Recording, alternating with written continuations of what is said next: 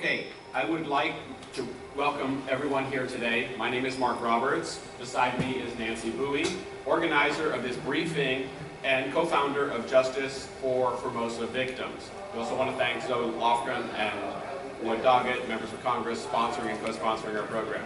I know for everybody here, time is tight. We're going to move through this briefing quickly.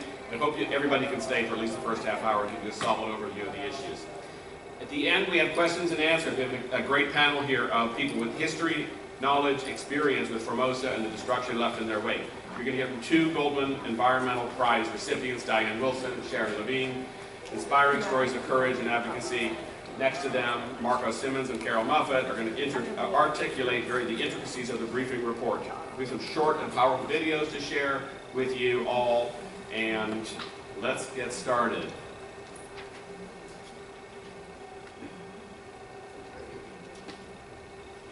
Yes.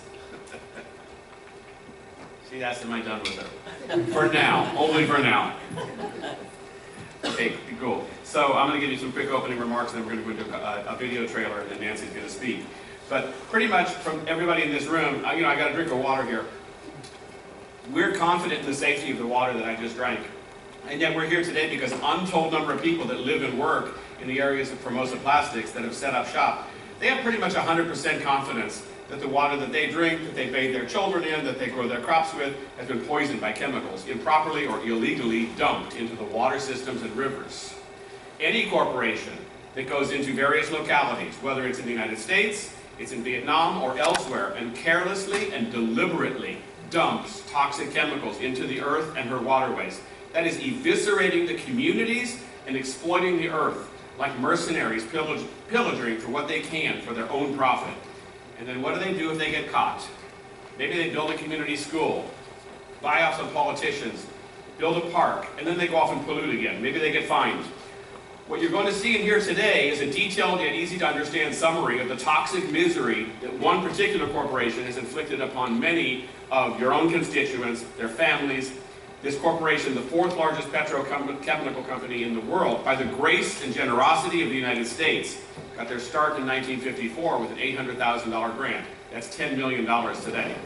In addition to Vietnam, this chemical giant has subsidiaries across the U.S., and guess what? They have a history of polluting and damaging the environment here.